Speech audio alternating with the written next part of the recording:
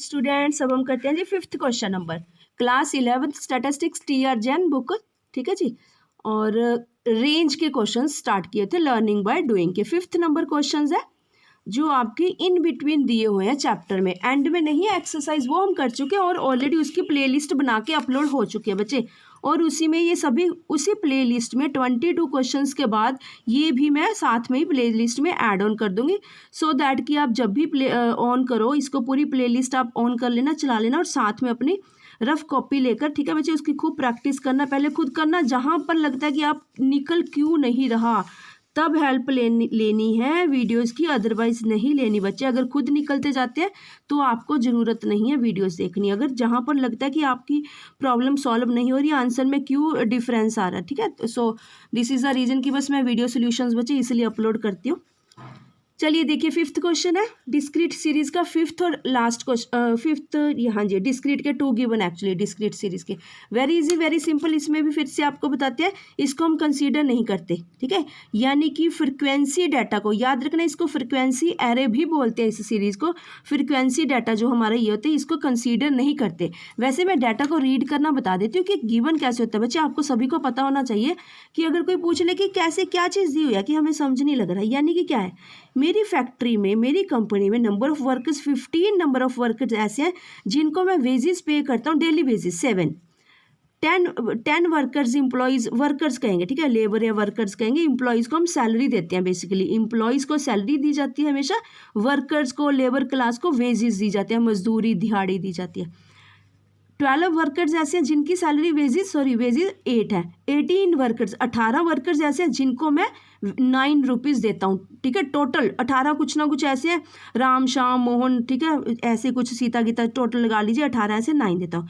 कुछ 25 ऐसे वर्कर्स हैं जिनकी सैलरी 10 है, ठीक है जी। ये यानी कि ये हो सकता है ना बच्चे फ्रेशर्स जो हैं और इनकी थोड़ी थोड़ी ज़्यादा क्योंकि ये मे बी एक्सपीरियंस्ड होल्डर हो गए। और एक बात ऊपर देखना, यही वाली डेविएट कर रहा है डाटा, है ना, डेविएट मतलब डिफरेंस है। देखिए यहाँ पर 1 का 1 का 1 का 1 का 1 1 नहीं 1, यहाँ 3 का है लास्ट में, है ना। 12 और 15 में देखिए 3 का डिफरेंस है, यानी कि डाटा डेविएट कर रहा है। डाटा डेविएट का मतलब सैलरी में कॉन्टीन्यूस देता आ रहा था, अब एकदम से मैंने ज़्यादा ही अप कर दी, ठीक है जी, यहाँ पर सैलरी। चलिए जी 20 वर्कर्स ऐसे हैं जिनकी सैलरी 11 है, 10 वर्कर्स ऐसे हैं जिनकी सैलरी 12 है, 4 वर्कर्स ऐसे हैं जिनकी सैलरी 15 है।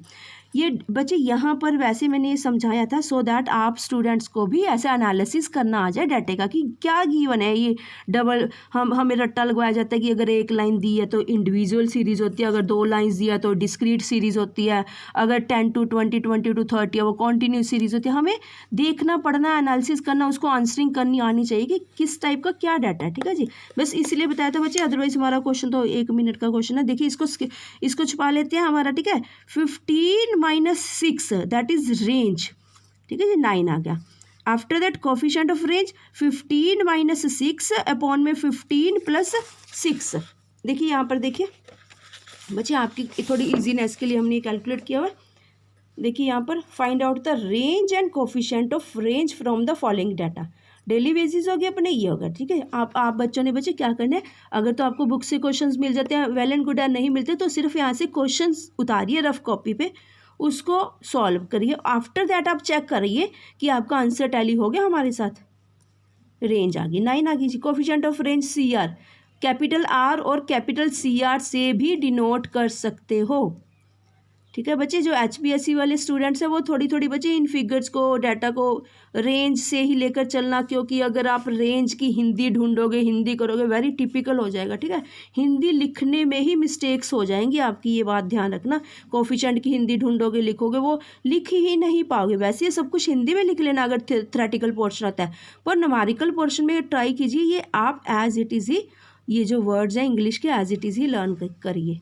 कोशिश कीजिए बच्चे, कोशिश हर चीज़ में कामयाबी मिलती है, कोशिश करने से। Practice makes a man perfect. Okay बच्चे, देखिए CR आ गया H - L upon H + L। CR is equal to 9/21, CR is equal to 0.429।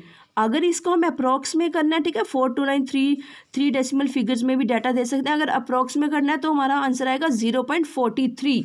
याद रखना 3 क्यों करते हैं, जो 9 है, ठीक है जी, 9 के प्रीवियस जो डिजिट है अगर वो 5 से स्मॉलेस्ट है, 9 से प्रीवियस फिगर अगर वो स्मॉलेस्ट है तो हम उस प्रीवियस फिगर में 1 ऐड कर देते हैं। So this is the reason कि 0.43 हमारा आंसर होगा, या आप ऐसे ही लिख कर छोड़ दीजिए बस। ठीक है, थैंक यू स्टूडेंट्स। इसी के साथ ही बच्चे हमारा क्वेश्चन नंबर 5th क्लियर हो गया। 5th यानी कि हमने अब इंडिविजुअल सीरीज़ के रेंज के क्वेश्चंस कर लिए और डिस्क्रीट सीरीज़ के रेंज के क्वेश्चंस कर लिए। अब हम करेंगे बच्चे most important series, continuous series. देखिए सीरीज़ सभी इंपॉर्टेंट है, याद रखना। बस आपने रट्टाफिकेशन नहीं लगाना, क्रैमिंग नहीं करनी, आपने खूब प्रैक्टिस करनी। आप कहोगे कि मैम फॉर्मूलाज लर्न नहीं होते। बच्चे फॉर्मूलाज लर्न होंगे अगर बारी बारी ना आप कॉपीज़ के ऊपर निकाल के देखोगे। सभी को समझाओ, कोई भी कहता है ना हमें प्रॉब्लम आ रही है, समझाने बैठ जाओ बस उसको।